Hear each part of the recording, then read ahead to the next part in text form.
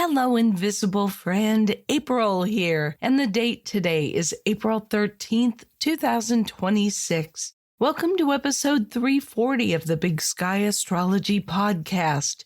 This week, Venus makes a sweet sextile to Jupiter. Mercury makes a final exciting aspect with Uranus to end its time in Pisces. Then it enters fiery Aries, but gets off to a little bit of a confusing start thanks to Neptune, and gets messages from Pluto that we may not want to hear. Mars makes an aggressive sextile to Pluto and hits a brick wall as it conjoins Saturn.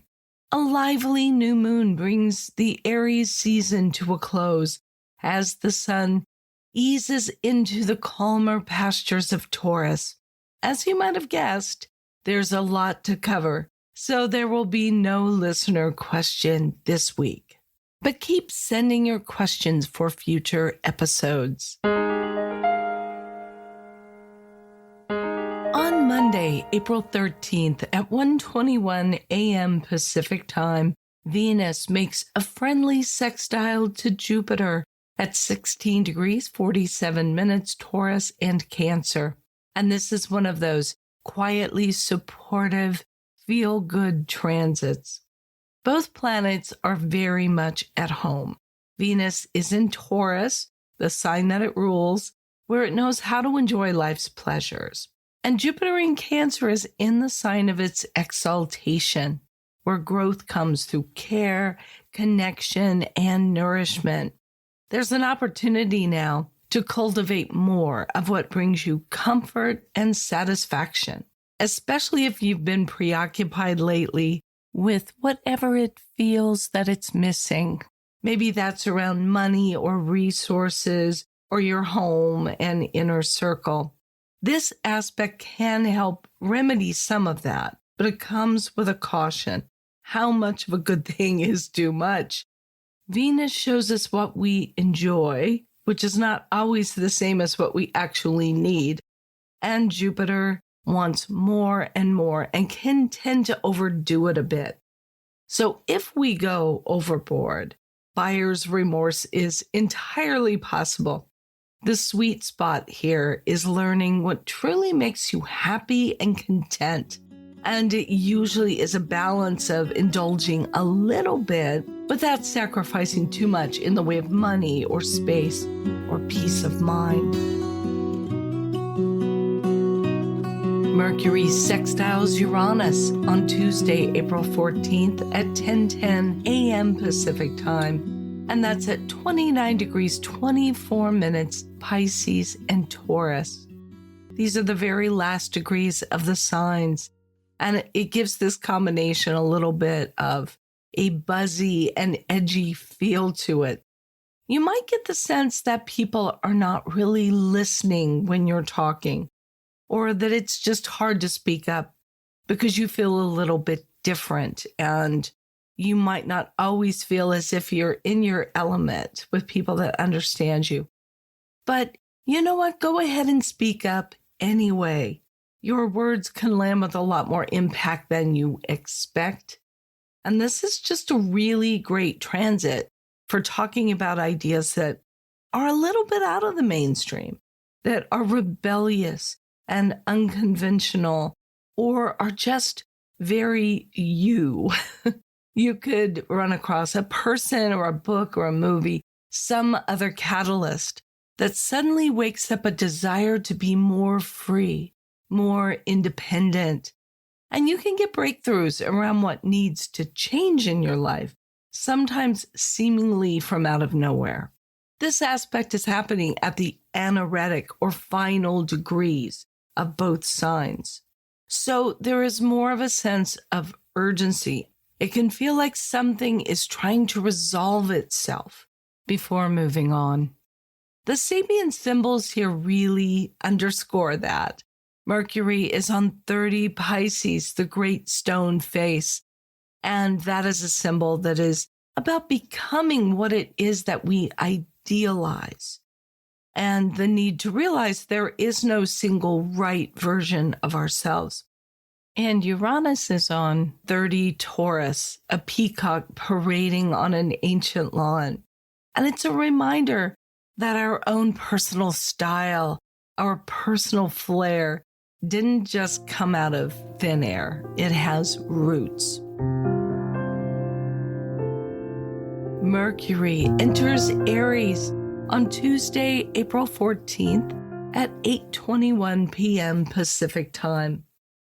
And honestly, let's all just take a moment to celebrate Mercury getting out of Pisces, because in particular, that retrograde period in Pisces was something else. This ingress into Aries is like a pop quiz on the Aries archetype, with a lot of planetary activity that's piling up in that sign. So words will get sharper and faster, and sometimes more combative when Mercury is in Aries. We form impressions very quickly. They're usually incomplete. So it helps to keep communication short and direct in small little chunks. I've always said that with friends, especially that I have who have Mercury in Aries, if I'm writing an email or a text to them, I've learned about what's essential at the very beginning, because I can't be sure they're going to be patient enough to work their way through the rest of the communication. But this is a really good Mercury placement for quick decisions and decisive action, especially for people who need to think fast on their feet in their job or whatever it might be. It's also much easier to speak your mind when Mercury is in Aries, because the urge to avoid conflict has pretty much left the room.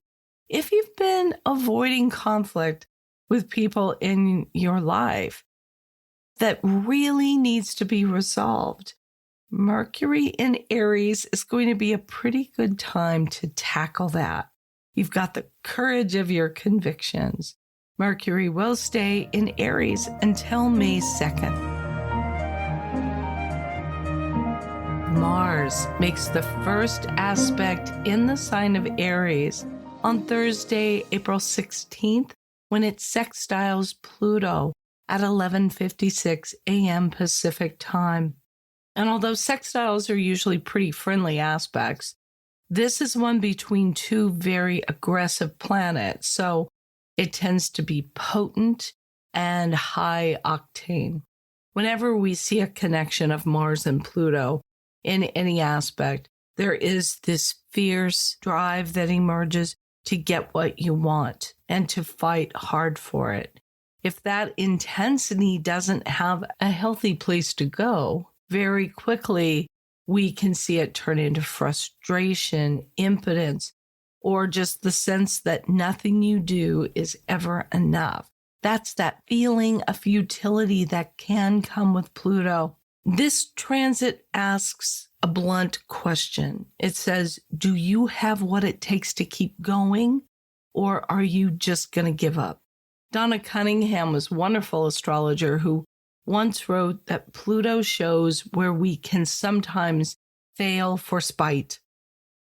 And there are moments when quitting feels like the only way to regain control. Like you're just going to take your toys and go home. So at least you get to make the decision about how the game ends. So this is an aspect that can show up as power struggles. And that's especially around work or career, which are ruled by Mars. And sometimes that can involve big changes, or maybe a really difficult boss who is making the work situation feel completely intolerable. It can also bring out an awareness of the limits of your personal power, which is Pluto. No matter how hard Mars pushes, however angry you get, however much effort you pour into a situation, this is an aspect that shows us that some things are just beyond our control. So in the end, what really matters now is how we handle weakness, anger, frustration, to not let those kinds of challenges defeat us, and instead to let them push you towards a deeper kind of empowerment. Mercury conjoins Neptune on Thursday, April 16th at 7:01 p.m. Pacific Time at 2 degrees 47 minutes Aries. And even though they are in Aries, this is a dreamy Mercury that can find it a little bit difficult to focus and stay on task, which is very unusual for Aries. Neptune is like a sponge that soaks everything up, and Mercury is a cheerful little collector of words and images. So it really matters what you expose yourself to now. This is not the best moment to try to really analyze things or for logic. If you're looking for spreadsheets and certainty and systems, this probably isn't the best aspect for it. What it is really strong for, though, is intuition. And real breakthroughs are possible, but you have to let your mind wander a little bit. There is a powerful attraction toward creative expression during an aspect like this one. Making music, writing poetry, taking beautiful photos, painting, anything that lets your imagination off the leash. What if is not only a valid question right now, it's actually the perfect question. And instead of answering it with facts and spreadsheets and arguments, try responding with a song or an image or just a few kind words. The Sabian symbol for this conjunction is 3 Aries, a cameo profile of a man in the outline of his country. And it talks about seeing ourselves not just as individuals, but as part of something greater, which is also Neptune's greater message. And now it's time for the moon report. And as always, we begin with the week's major lunation. This week, that's the Aries new moon on Friday, April 17th at 4:52 a.m. Pacific Time at 27 degrees 28 minutes Aries. New moons always mark the beginning of a news cycle, and Aries is the very first sign of the zodiac, so the two are pretty compatible. This new moon has an extra dose of pioneering, of trailblazing energy. It's not subtle either, because now there are 6 planets in Aries, and they are the Sun, Moon, Mercury, Mars, Saturn, and Neptune. So the emphasis is very much on taking action and developing your courage. This is what I like to call a real Nike moon. It tells us just do it. No excuses, no second guessing. This lunation asks us to push past self-doubt and fear and to summon the bravery to live a life that's right for us, not one that's designed to meet somebody else's expectations. With the new moon in Aries, it's a terrific cycle for breaking old habits, standing up for yourself, tackling the things that you've been avoiding because they scare you a little. What people want under Aries moon energy is action and speed, courage, and a little bit of sassiness. But the Sabian symbol for this new moon, 28 Aries, a large disappointed audience, is a reminder that big hopes and big hype won't be sustained forever, and that what really matters is keeping your word, speaking with honesty and power, even when it's uncomfortable. This is the new moon in a lunar phase family cycle that will unfold over the coming 3 years, with major lunations near the same degree every 9 months. Pay close attention to what you're thinking of at this Aries new moon, and in particular, if 27 degrees Aries is prominent in your birth chart. or if it makes an opposition or square to something in your chart, because this is an especially important new moon cycle. And whatever it is that you are focused on, that is a new start for you, something very unusual, something maybe you've wanted to do for a long time, but you haven't been in a position to do it. This is going to be an important cycle for you.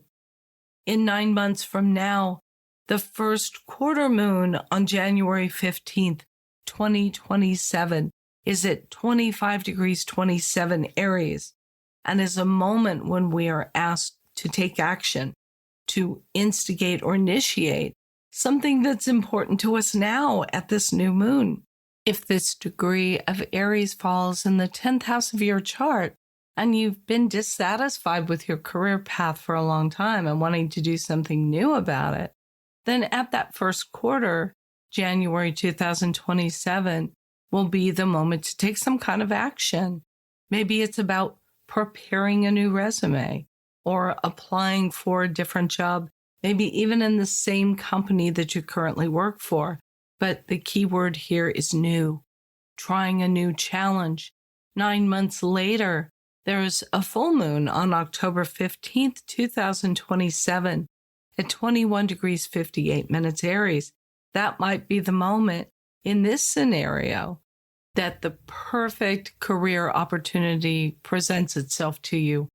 And you notice it, and you know what you might need to do to fully prepare for that opportunity.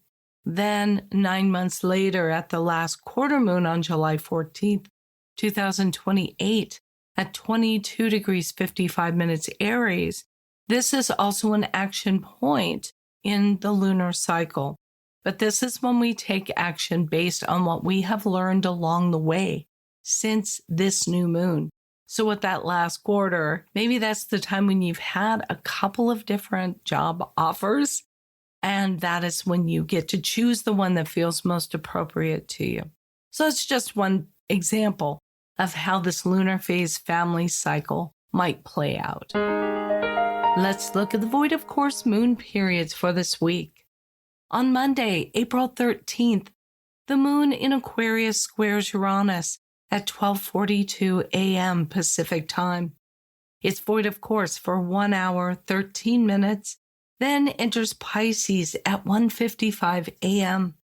When we see the moon in a square aspect as it's going void of course, it means there's a conflict that we're trying to resolve. Uranus will be moving into Gemini next week. So this week, all but one of the void of course moon periods involve Uranus because it's at the very end of its sign.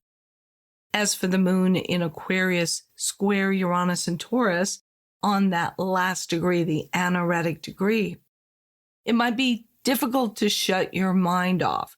You could really be ruminating during this void of course moon period over the events of the day. Sleep could be difficult. Both Aquarius and Taurus are fixed signs, and so they have a hard time often with change. With Uranus about to change signs for the first time since 2018, and all of these planets currently in Aries, there's a lot of change and volatility in the air. So if you find yourself not able to sleep because you're worrying about uncertainty and the lack of security in the world, consider breaking out a book, a good old-fashioned print book that isn't flashing sensational headlines at you while you're doom scrolling on social media. Use this void of course moon period to maybe get back into that habit of reading a print book from time to time to lull yourself to sleep. On Wednesday, April 15th, the moon in Pisces sextiles Uranus at 6:07 a.m. Pacific time. It's void of course for 57 minutes and then enters Aries at 7:04 a.m. The moon in Pisces is very sensitive, and when it meets up with Uranus in Taurus, and again on these volatile anaretic degrees, you could really feel overwhelmed, and that can come bubbling up.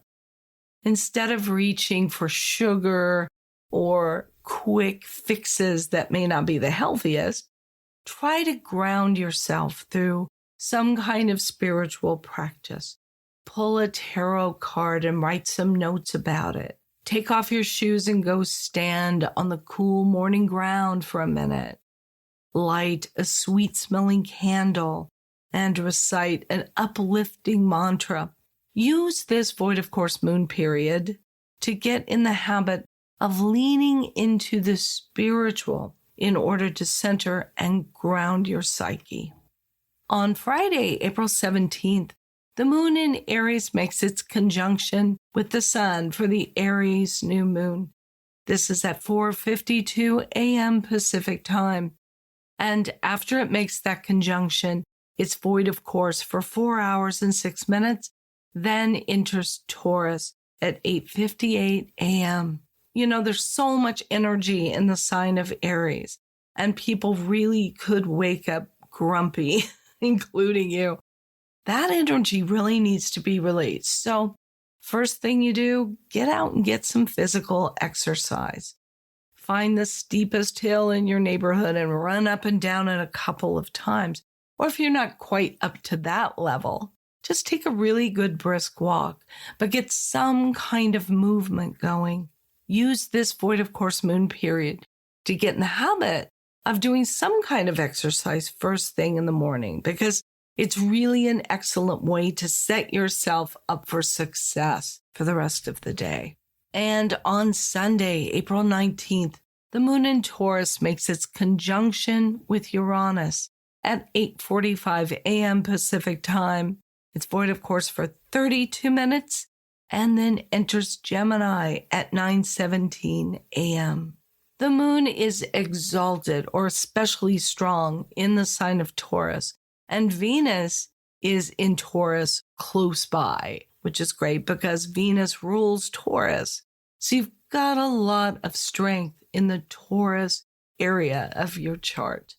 This would be a great time to just enjoy some kind of earthly delight that you've never experienced before. Make something special and new for your breakfast.